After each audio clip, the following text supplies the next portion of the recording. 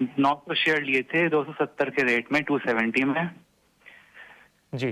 तो और उसमें जानना है कि जी, हाँ जी, बताइए। तो उसमें कि लॉन्ग टर्म व्यू रखें या फिर और परचेजिंग करें? डिफेंस सेक्टर की कच्ची कंपनी छांट के लिए ईटी नौ को फॉलो करते हैं, गौरंग साहब को अच्छे से फॉलो करते हैं। जी। जी। जी, बिल्कुल, तो थोड़ा ओवरऑल व्यू के लिए गौरंग जी आपके पास ही आएँगे। आपके साथ हमने बहुत बार डिफेंस क्षेत्र के बारे में बात भी की है, आपको काफ़ी अच्छी जानकारी भी है। तो आप बताइए कि बीईएल इस सेगमेंट में कैसा नज़र आता है? इनकी जो खरीदारी है, वहाँ से अब स्टॉक कुछ 10% ऊपर ट्रेड कर रहा है, तो यहाँ पे लाभ होता हुआ तो नज़र आ रहा है इनको। तो धन्यवाद पार्थ जी, हमारी राय सुनने के लिए और निवेश करने के लिए। लेकिन पार्थ जी, आपको एक बात बिल्कुल बताना चाहूंगा। पहले तो हम ये भी कहते हैं हमारे ही चैनल ईटी नाउ स्वदेश के द्वारा कि आपको किसी एक क्षेत्र में या किसी क्षेत्र की एक कंपनी में जरूरत से ज्यादा निवेश नहीं करना चाहिए। इसका कारण यह है पार्थ कि आपका जोखिम बढ़ जाता है।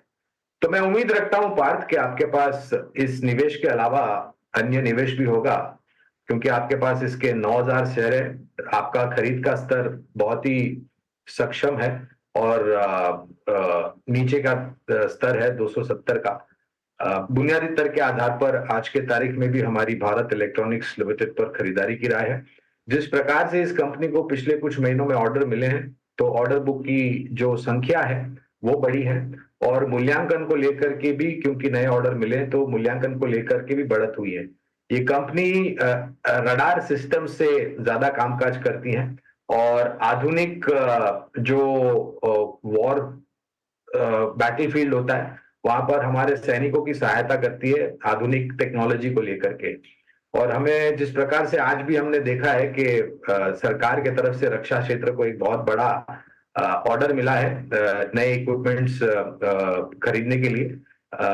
लंबी अवधि का नजरिया है तो पहले तो बने रहे। अगर आपका निवेश जरूरत से ज्यादा भारत इलेक्ट्रॉनिक्स पे नहीं है, जो पूरा पोर्टफोलियो है आपका, उसका एक बड़ा हिस्सा नहीं बनता है, तो आप और भी जोड़ सकते हैं। करीबन 300 के नीचे अगर आता है तो आप और जोड़िए। और अगर फैला हुआ आपका निवेश नहीं है तो मेरे ख्याल से ओवर एक्सपोज करने की जरूरत नहीं है। जो आपका निवेश है उसमें बने रहे। ठीक है, तो ये है सलाह बीईएल पर, जो भी निवेश है इसमें बने रहने की सलाह आपको दी जा रही है।